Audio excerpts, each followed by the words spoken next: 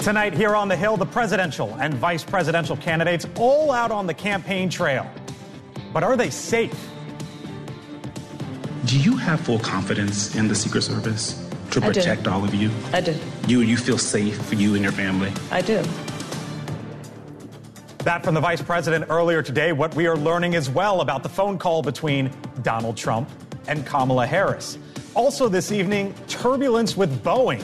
How federal mediators are now trying to end a strike stalemate. Plus, why one government agency is going after one of Elon Musk's companies. The world's richest man suggests it is all political.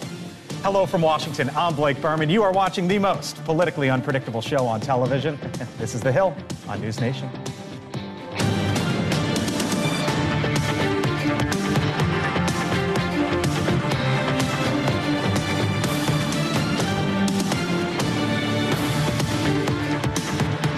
"49 days until Election Day, and tonight we are learning the top two in the race spoke today for the third time in just the past week, following their debate and brief interaction at Ground Zero the following day. The Vice President, Kamala Harris, revealing today what she told Donald Trump in a phone call after the second assassination attempt on his life. I checked on him to see if he was okay. Yeah. And I told him what I have said publicly. There's no place for political violence in our country.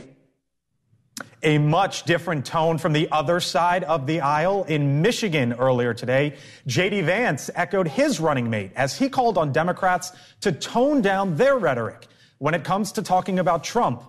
And he put it more bluntly than that. I think that it's time to say to the Democrats, to the media, to everybody that has been attacking this man and trying to censor this man for going on 10 years, cut it out or you're going to get somebody killed. Now, Trump is set to speak in Michigan in about an hour's time. Earlier today, as you can see here, he met with the Martin County's sheriff's deputies in Florida who tracked down the wannabe assassin Sunday afternoon. Harris today was in perhaps the most crucial state of them all, Pennsylvania, where she took questions from the National Association of Black Journalists. When asked again if the country is better off now than we were 4 years ago, she listed off what she views as the current administration's accomplishments. But she once again did not directly say yes, instead acknowledging several widespread concerns.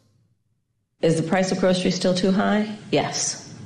Do we have more work to do? Yes. And I will tell you, I do believe that I offer a new generation of leadership for our country. I mentioned all the candidates are out on the trail. Harris's running mate, Tim Walz, set to speak in the battleground state of North Carolina in about an hour's time. But we begin tonight here on the Hill with Tim Murtaugh. He is a senior advisor for the Trump campaign, joins us live once again here on the Hill. Tim, thanks for being back with us. Appreciate it. Sure. Good to see you, Blake. You as well. So you heard from Kamala Harris there. She was asked today in an interview the standard question, basically, are we better off than we were 4 years ago, like she did in the debate. She didn't say yes. And you heard part of her response there. Tim, we know that this is a tight race, potentially a coin flip race. And if she can't answer yes to that question, why is this race so close at this point in time? Well, I think the race is close because just look at what the races were in 2016 and 2020. I mean, the country is set up to be a very close election, especially because you have to deal with the battleground states in the Electoral College. We expect a close race this time around as well.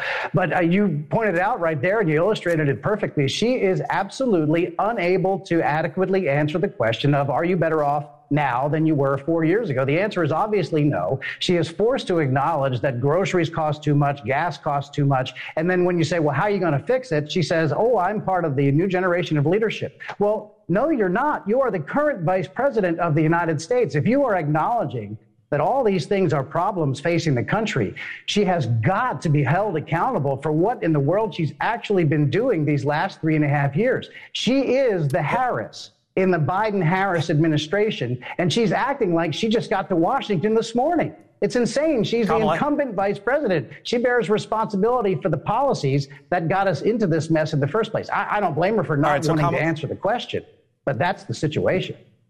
So Kamala Harris is in Pennsylvania, Tim. Recent poll out shows Harris up 3 there potentially, though that polling in that state has been razor thin. Here's what I took note of, though. The good news for Donald Trump when it comes to men, he's up plus 12, 53 to 41. But on the other side of it, when it comes to women, Donald Trump is down in Pennsylvania, Tim, 56 to 39. We have talked now for 3 races about this issue for Donald Trump when it comes to women. And how do you win Pennsylvania, Tim, if that is the scenario where he is minus 17 with women, which make up about 53% of the electorate? Well, first, I would note that she also has a problem with male voters. She's got a sizable gap where she's trailing Donald Trump in male voters. I would point to the idea that women care about the economy as well. Women care about safe streets. Women care about not having to choose between putting gas in the gas tank of the car and putting food on the table. Those are the issues that are going to decide this election in Pennsylvania and in every other race. And if so we why want is to talk he about minus that 17 with women? I'm sorry? So why is he minus 17 with women?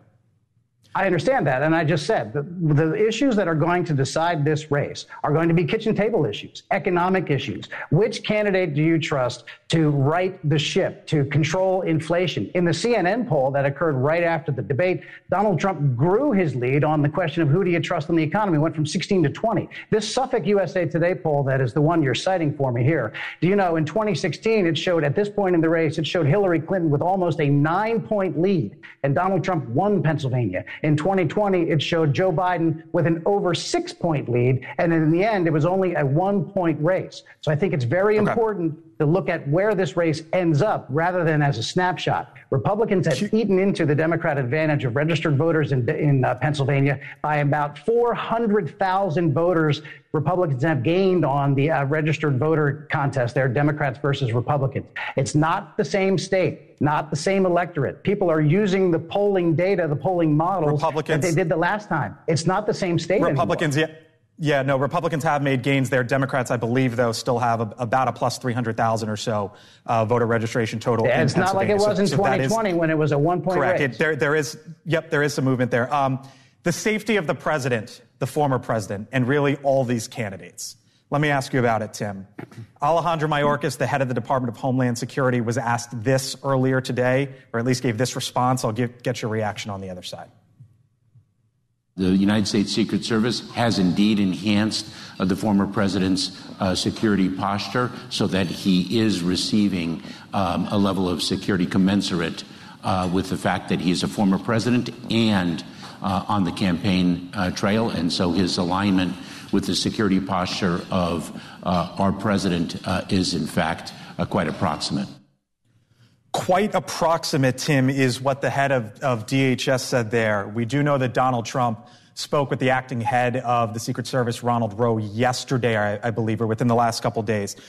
What did Donald Trump express to the Secret Service head? And does the campaign believe right now, Tim, that Donald Trump indeed has the proper protection? Well, first, the president always makes clear that he very much values the work and the risks and the sacrifice of his personal detail. He admires them very much, and he very much appreciates the job that they do, and he thinks they do an excellent job in keeping him safe.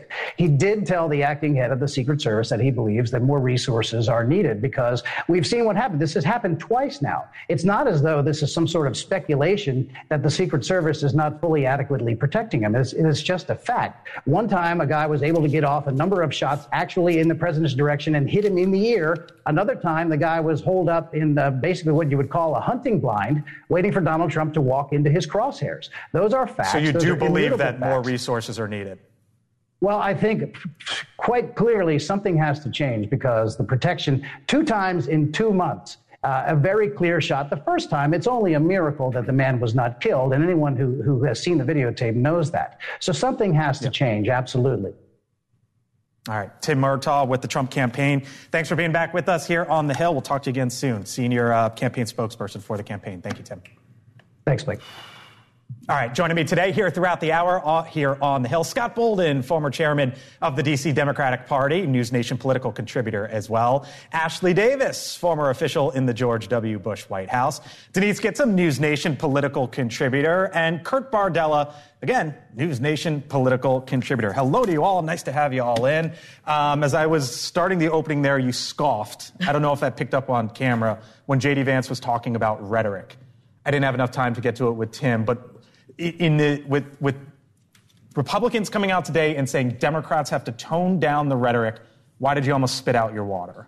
You don't get to lecture Democrats about rhetoric when you are the one advancing dangerous and disproven claims in Springfield that is resulting in people not being able to go to school because of bomb threats.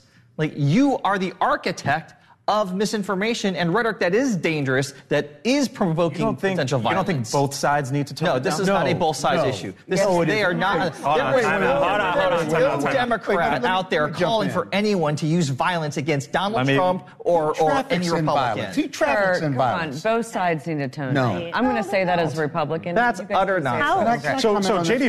Vance did say it's incumbent upon both sides. He also brought up the media. And look, we all know Donald Trump's history. The Trump campaign and Republicans, you are hearing, are saying enough with this. He's a threat to democracy stuff. What's violent about that? Okay. Donald Trump has been indicted for inciting an insurrection on January 6th. Donald Trump's been convicted. I'm sorry. He was not indicted for inciting an insurrection, not for the insurrection. And it wasn't specifically for an insurrection. Well, listen, you can split hairs if you want. It's not splitting hairs. Listen. He's standing trial for that riot and that insurrection, and it was a conspiracy. He's been found to be liable for sexual abuse. He tells his people, beat them up, I'll pay your legal fees. He tells the police, don't treat them right when you put them in the police car. He is the only one that traffics in violence. Tell me one Democratic statement, one. Hold on, that any statement that in any way connotes violence, being a threat to democracy, you got it on camera. Yeah. It's on camera with a threat to democracy. Who served for Donald Trump are on camera saying he's a threat. Let me get to Republicans saying he's a threat. Hold on, time out. Let me get to me. Thou doth protest a little bit too much. I think all of us here need to be responsible for what we say, because as we talk about everyone else having some sort of rhetoric that's inflammatory, it's incumbent upon us to stop. Okay, so that's part of the conversation. Hold on. So that's part of the conversation. Hold on. Time out. Okay. So that's part of the conversation. I'll tell you something that I noticed today, because Kamala Harris was at the National Association of Black Journalists. It was an interview in Philadelphia. Donald Trump gave an interview to them about a month or so ago, give or take. Kamala Harris's turn today. Here were the first questions to both of them, and we'll take it up on the other side. I want to start by addressing the elephant in the room, sir. A lot of people did not think it was appropriate for you to be here today. You have pushed false claims about some of your rivals, from Nikki Haley to former President Barack Obama, saying that they were not born in the United States, which is not true. We want to start on an issue that Americans across the country say is their number one concern, and that's the economy. Mm-hmm. A question that has been asked of you and everybody that's on the Democratic side is whether or not voters are better off now than they were 4 years ago. Two totally different ways to intro the sitting candidates, is it not? Two different candidates. And what mirrored question of Kamala Harris would you give her when Donald Trump is the one that had the birther issues with Barack Obama and the other issue raised by the interviewer? Tell me a mirror question. So I have interviewed a presidential candidate. Mm-hmm. I did it with Donald Trump at the White House, steps away from the Rose Garden in the Colonnade there. Mm-hmm. I can tell you don't come at a presidential candidate the way I would go about it, not the way that first clip showed. It was clearly two different tones today. Well, I agree with you 100%, and this is where I will refuse to go on TV shows that argue, and we don't usually do this, because I don't think it's right. I mean, what are we saying to the American people if we have some sort of negative comments about everyone that we're saying? I mean, about the president, former president. I will never criticize Joe Biden, Barack Obama as a sitting president. as I don't think anyone else should, because it's the president of the United States. And I just think it's horrible. I think that we have a responsibility because being up here, it is a position of privilege. Like, we are afforded a platform that most people in this country aren't, and we get to talk about the issues that go on day in and day out. But I think we also have a responsibility to provide context. So my point was, when J.D. Vance is up there lecturing people, whatever party, whatever figures, about rhetoric, and just days before, in a debate watched by more than 60 million Americans, your guy promoted a false conspiracy about people that is resulting in threats being called in and kids not being able to go to school because of that. You do not get to stand up there and then lecture everybody else when you stood there in that spin room and repeated those same lies over and over and over again. But you don't believe it's incumbent upon your side, too?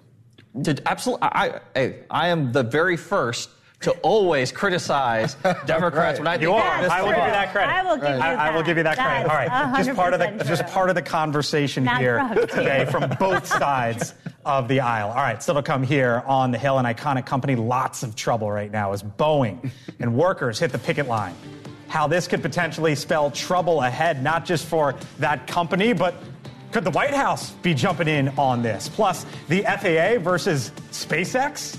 How the government may have just started a new feud with Elon Musk, and he says it is all political. And a live look, Asheville, North Carolina, the Democratic vice presidential candidate, Tim Walz, set to speak, we're told, somewhere around 30, 45 minutes or so. They are all out on the trail today. Hello from Washington, 49 days to go. And lots to talk about. We're back in 3. All right, welcome back here to the Hill on NewsNation. An iconic American company finding itself in a bit of turmoil tonight. Boeing faces a 5th day of strikes today from 33,000 union members. And today, federal mediators brought Boeing and union representatives together to restart contract negotiations in Seattle. At the heart of the demands for the unions there is a pay increase somewhere in the area of 40% and the reinstatement of a defined benefit pension plan. Boeing had talked about giving 25% pay increases over the course of 4 years. Now, the last time Boeing faced a strike, you got to go back to 2008. That one lasted some 57 days. It costed Boeing at the time $6.4 billion in sales, and it delayed more than 100 plane deliveries. Now, Boeing has faced several other problems recently, including 2 fatal crashes and a door plug blowing off an Alaskan Airlines flight. Joining us now is the congressman, Democrat from the state of Washington. He represents the area that has a whole lot of folks watching this hour by hour, day by day. He's the Democratic Congressman Adam Smith. Congressman, thanks for being back with us here on the Hill. Appreciate it. Well, thanks for having me. Of course. Do you have a sense, sir, that this is going to be going on for possibly days? The last one was 57 days. Or could this be weeks? It's hard to predict, but it does look like it's going to be not a matter of days. It's going to be longer. Look, Boeing employees have put up with a lot for a long time. They've had, their pensions cut. They've not seen the same wage increases, while meanwhile, the shareholders are consistently rewarded. I mean, the best story I can tell you is a friend of mine who I grew up with, and I know a lot of people worked at Boeing because I grew up right next to SeaTac Airport, not far from a number of Boeing employees. He worked there for 30 years, and he still remembers the month when they cut the pensions of the workers by over half, and in the same month that a multi-billion-dollar stock buyback. And for too long, Boeing has taken their employees for granted, and they want to catch up. So I think this could take a while. Not to minimize that argument, because I'm sure that for folks who work for that company by the tens of thousands, they want higher pay, better wages. Who doesn't, right? But we've also seen the president and the White House, for example, the president was on the picket line at the UAW strike. And we saw how that went to several states and how long that lasted. And I wonder, we hear about the possible port strike on the East Coast. If right now these unions feel emboldened knowing the position of the White House. Well, I hope so. I mean, the result of the UAW strike was that working people finally got a really significant pay raise. And those companies are still doing quite well. Yeah, they feel like finally they have someone in the White House who's going to have their back in difficult negotiations. When you look at the last, 50 years now, particularly the last 30, at the amount of wealth that has been created in this country, and where has that wealth gone? The overwhelming majority of it has gone to the top 1% and not to the workers. It's always stock buybacks. It's always increased shareholder values. It's always massive bonuses for executives. And, oh, gosh, we got a tough quarter here, so we're going to have to cut your pension. Yeah, workers are standing up and saying we want our fair share. And I hope they succeed. Let me ask you about another company in your area. Speaking of wealth, one of the biggest, Amazon. It employs, I believe, somewhere in the area of about 87,000 people in Washington state. And the CEO, Andy Jassy, just put out a memo the other day saying, you know what? You're getting back to work. You're coming into the office 5 days a week starting January 2025. Here in Washington, Congressman, that is not the case. Government workers do not have a mandate to return back to the office 5 days a week. Do you think Andy Jassy got it right? And that as it relates at least to government employees, time for them to get back in the office 5 days a week. Yeah, I might surprise you with this one, but yes, I do think Andy Jassy got it right. And I am concerned that so many employees aren't going back to work. I mean, back home in the Seattle-King County area, a lot of local government employees for the city and the county and things like Sound Transit, they're not back to work. I think it's the wrong approach. We need to get people back into the office. You can see the results of this in terms of services in King County. It is not where it needs to be. And I know for a fact that the King County Council doesn't require workers to be in the office at all. So then are government services not where they need to be then? That is my opinion, yes. I think there are all kinds of problems in our region because of that, and I know it's not just the Seattle-King County area. Look, we're probably not going to go back to a full 5 day a week, and I support a work-life balance, working 60, 70, 80 hours a week, okay, but 0 days in the office or 2? That's not a work-life balance. That's putting work too far in the back burner and not getting the job done. So, yes, I hope we get back to a more reasonable balance and get people back into the office with flexibility, to be sure. Okay. But we've taken it way too far, and it's a problem. Congressman Adam Smith, Democrat from Washington State. Boeing in the news, Amazon in the news. We thank you for being with us here on the Hill. Thank you, sir. Well, thank you, Blake. I appreciate the chance. You got it. All right, still much more ahead here on the Hill coming up over the next 35 minutes or so, including Donald Trump going on offense potentially, how he's mixing football and politics. But is it a smart move as the Secret Service faces questions about protecting him? And we are waiting for Vice Presidential candidate Tim Walz to take the stage. That might happen in the battleground state of North Carolina any moment now. If that happens, you'll listen along live with us here on the Hill. Stay with us. We're back in a few minutes.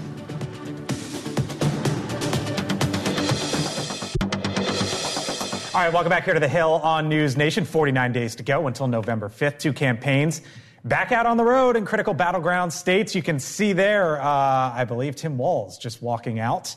Asheville, North Carolina. There he is, where Walz is this evening. He's in North Carolina as Kamala Harris is in Pennsylvania. Donald Trump, J.D. Vance today in the state of Michigan. Trump set to deliver remarks in about 30 minutes from now at a town hall moderated by his old press secretary and the governor of Arkansas, Sarah Huckabee Sanders. We're going to listen into Tim Walz here in a moment, but first, the Secret Service is facing more scrutiny than ever after 2 assassination attempts on Donald Trump within the past 2 months. Earlier today, the Department of Homeland Security Secretary Alejandro Mayorkas was asked about the former president's security detail.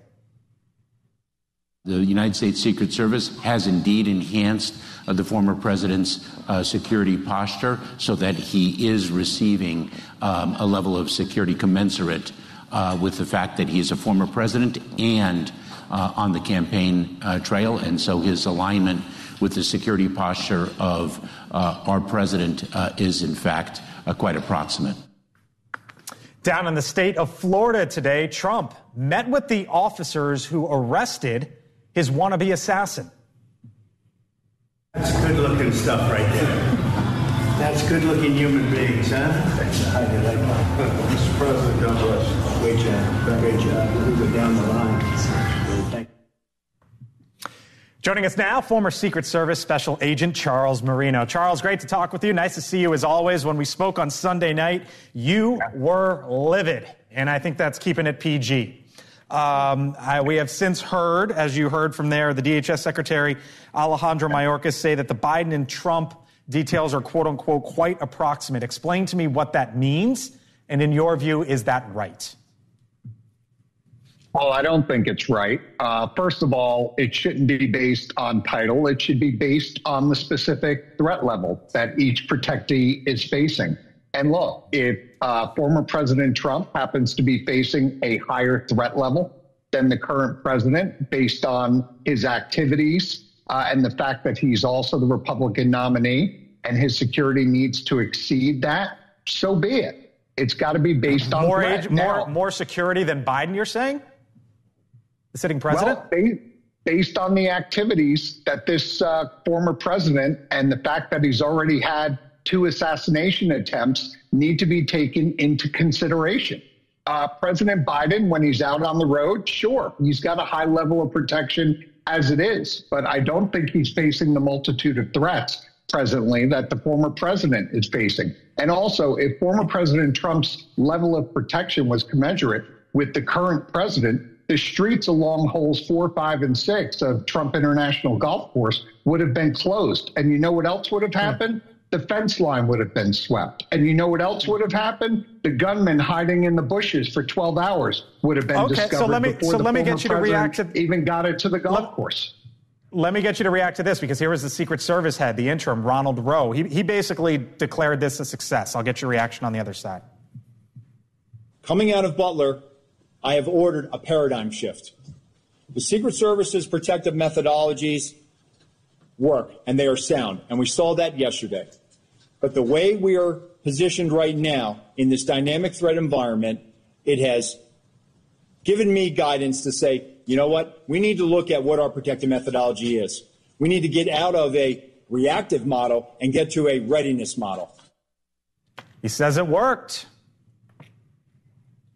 Well, he's in a reactive model, and that's not where you want to be when you're providing protection to these government leaders. You want to be in a state of being proactive. The Secret Service has lost all deterrence. I agree with him. The concentric rings of security that the Secret Service utilize are proven. They've got to be resourced correctly, though. That's the difference. Anytime you see the inner ring of protection having to respond the way they did in Butler and in Palm Beach, that means the overall security plan has failed. Let me ask you this. We talk about the state of Georgia all the time. There's a pretty big event happening a week from Saturday, and it happens to be in the state of Alabama. There's a little football game between the 2 universities there. Donald Trump going to the Georgia-Alabama game. 100,000 people in Bryant-Denny. Would you tell him he shouldn't go? No, he should absolutely go. And the Secret Service is going to have to secure it. This is what they do each and every day. They're not in the business of continuously and routinely telling their protectees where they can't go. That's not a flag you can throw every day. So, look, they're going to be able to provide a safe environment for the former president there, no doubt. If he's getting a level of protection that the current president is getting, then I anticipate that the Secret Service is going to take over screening all 110,000 fans, that the Secret Service is going to provide canines to sweep the stadium, and that the Secret Service is going to provide the protective resources necessary so that the former president can enjoy the game. All right. Charles Marino, former Secret Service agent. Appreciate your time as always, sir. Talk to you again soon. You got me all fired up again, Blake. Hey, I didn't try to get you fired up, but I noticed, Charles, on Sunday night during our live coverage, you were upset. You were livid, and I even said that to you at the time, and I can see your passion here, and obviously it's a real serious subject. I'm in my Charles. stage of anger still. Thank you. All right, there we go. The 5 stages. Thank you, Charles Marino. Appreciate it. Talk to you soon. Let's show live pictures in the state of North Carolina right now, because Tim Walz is out campaigning in North Carolina. This is the strategy right now. Let's talk here for a second with the panel. The strategy here right now, Kurt and Scott, the strategy is at least put him in the Rust Belt states down south and put Kamala Harris in the Midwest. Why? Well, I mean, I think part of the reason why he was an attractive candidate put on the ticket was the feeling that he connects really well with these audiences, that he does these rallies, what we're seeing right now on our screen, this is where he excels. And I think that as we've seen the reception that he's received, that has played out really well. I do want to make one quick point on the Secret Service thing that we should point out. We got 14 days until we run out of money in the federal government, 8 legislative days. Secret Service has said they need more money. There is a battle going on right now in Congress whether they're going to get that or not. They should not. Well, they should not. They should not what? Get the money. Secret Service? No. You don't think it's a money problem? You think it's a manpower asset reallocation They problem? got 15% more money last year. I mean, what are they going to do with the new money that's not going to come? It's just, let's remember, this is CR, and they would be able to get some of it. But are they going to train new people?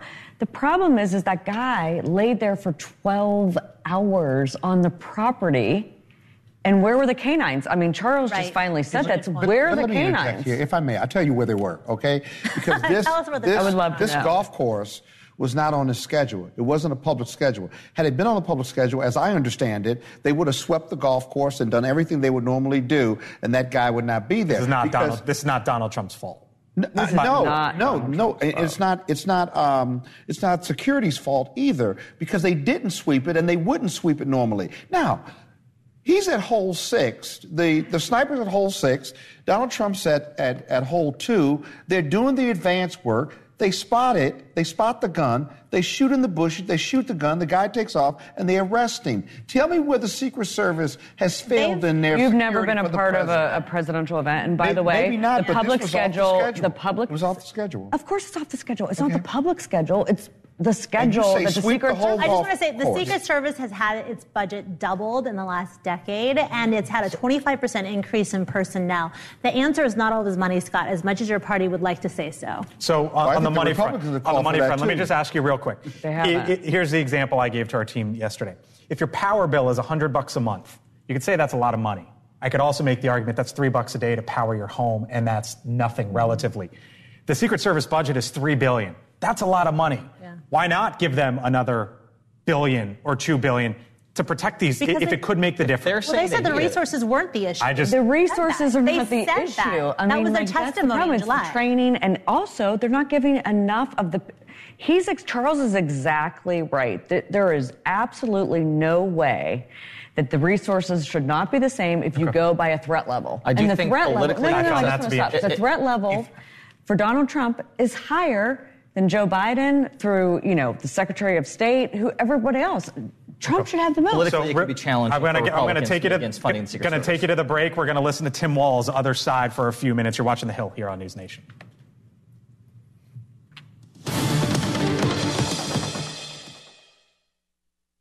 Of North Carolina, bottom right of your screen, the stage is set for Donald Trump in Michigan in about 15 minutes or so. Leland Vittert and On Balance will have a bit of that, but let's listen in here live on The Hill for a few minutes. Tim Walz in North Carolina. It's about what we can do together. It's about telling you can do, and she's got the record to prove it.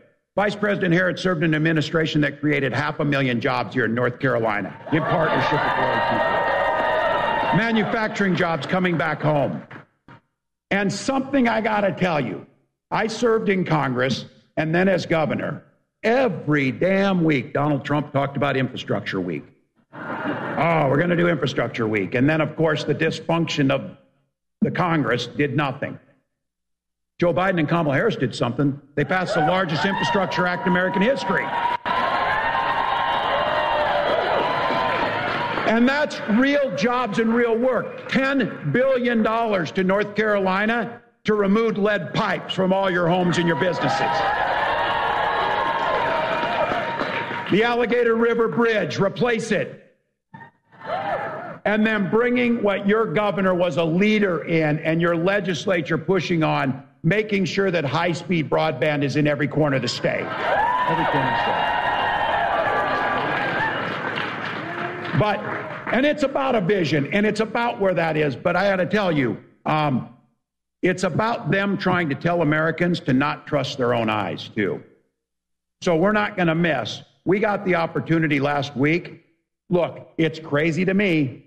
There are 330 million people in this country, and there are 2 people, one of whom is going to be president of the United States. And they were both on that stage last week. And one of them commanded the stage with presence, poise, vision.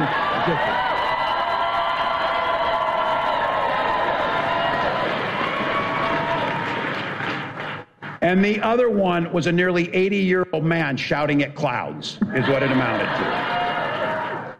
So America saw clearly there's only one person that is going to be, and with your help, will be the next president of the United States.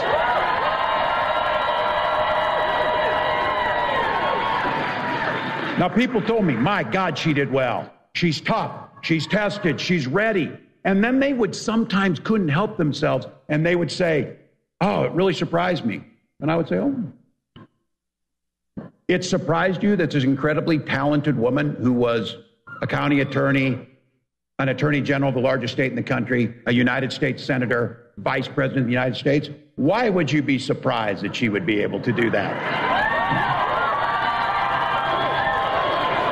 But I think all of us know Kamala Harris isn't talking about the historic nature of this. She just puts her nose down and does the work. She stays, as we say in the Army, she stays in her lane every single day. And she does. But for us to have her back and to recognize what it means here, look, there are so many people here. There are so many of you who have worked at this for decades to do this that have continued to crack that glass ceiling. Well, cracks in the glass ceiling aren't enough. We need to make sure that that glass ceiling is kept. All right, so we've been listening to Governor Tim Walz, Kamala Harris's running mate, Asheville, North Carolina, as he's focusing on some of the southern states. Kamala Harris up in Pennsylvania today. Bottom right of your screen, Donald Trump set to speak in Michigan in about 10 to 15 minutes' time. Leland and his team coming up after us here on the Hill. We'll have some of Donald Trump. So we wanted to give you a little bit of Tim Walz here this hour as he is live here on the Hill. All right, meantime, back in Washington, the FAA, Federal Aviation Administration, now going after Elon Musk's SpaceX. The agency is proposing a more than $630,000 fine and civil penalties for, quote, allegedly failing to follow its license requirements during 2 launches in 2023, end quote. Musk responded to the news on his platform today by referencing a post saying, quote, expect more attacks on the companies of Elon Musk from the government, and that, quote, this was expected following his endorsement of former President Trump. Musk then declared, quote, more lawfare. Later adding that SpaceX will be filing suit against the FAA for regulatory overreach. Now, let's take a look real quick at the funding of SpaceX and its relationship with the U.S. government. Right now, or at least over the last many years, SpaceX funding has hit basically about $10 billion, $9.8 billion. They've gotten about $15 billion worth in federal contracts. Why do I bring that up? SpaceX goes to space, right? So too does NASA. But look at what has happened with NASA. The share of of what it's received, rather, from the budget, $25 billion in the last fiscal year. Its budget, or what it's gotten over the last decade, about $220 billion. Remember, I just told you SpaceX has taken in $10 billion in funding in about 20 years. By the way, what else has SpaceX done? It recently completed the first ever civilian spacewalk in the recent days. SpaceX going to even save the astronauts up at the International Space Station. Boeing tried to do that. They can't. So SpaceX called in. You saw that video in the recent days. So I don't know, guys. I'm saying, wait a minute. SpaceX has raised $10 billion in 20 years. NASA has gotten a budget of basically 20x that in the last 10 years. And the FAA is going after SpaceX for $600,000 because it didn't follow a procedure here and there. Does that sit well? And the reason that SpaceX is getting all the contracts is because NASA can't do it, or is doing it at a government It is more efficient and better than NASA. Of course it is. It's the private sector. Yeah. And then this goes back to Ashley's point earlier, which is that more money doesn't necessarily mean that it's a better job. In fact, the private sector has always proven to do more with less. But the regulators, the government, are their regulators, right? Yeah, I'm not saying and this SpaceX. Is a drop in the, that's a 632, what is it, million or 630,000 is a drop in the bucket for their violation of their regs. If they let them violate those regs, given that they're going back and forth to space, that's also a problem. So this is kind of the back and forth, right? Like, are you really, on the one hand, you can't break the rules, and who SpaceX is seemingly going to fight this. Who knows if they actually have their due process. Correct. They can appeal. On the other hand, it's like, and I know you Democrats love Elon. Do you want to be going after SpaceX because they're clearly doing this better than the government right now? I'm going to wear my former Republican good government oversight committee, Darrell. There you go. Put it on. That's so good. I think that when we talk about taxpayer dollars, whether it's going to a defense contractor, whether it's going to private company A, we have a responsibility to ensure that the rules and regulations are followed. Because when something goes wrong, BP coming to mind. Okay.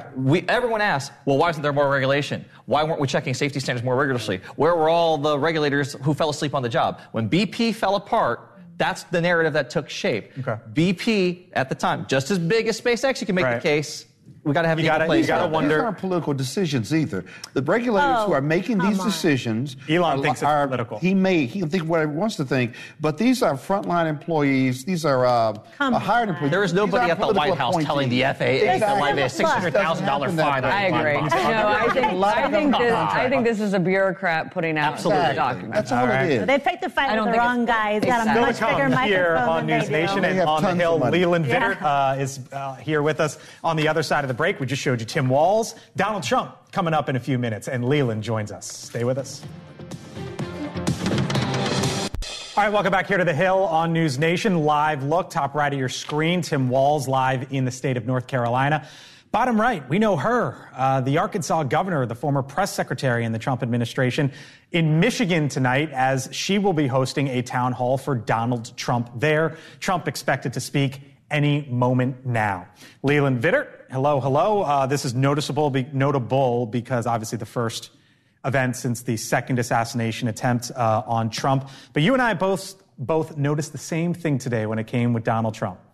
The National Association of Black Journalists event, they interviewed Kamala Harris today after doing the same basically with Trump about a month ago. Two totally different Noticeably tones. different. Yeah, a bit different. A bit different. We got Frank Sesno, former CNN anchor, on really what is fair and what is the standard. And people can reasonably agree that these are different people walking into the same environment. They may get treated differently. I think what we're going to watch for tonight is how Donald Trump's comments tonight are covered. We've seen him already out talking about how this is Democrats' fault. We've seen him out talking about how he is going to seek prison terms for those who he thinks have committed crime.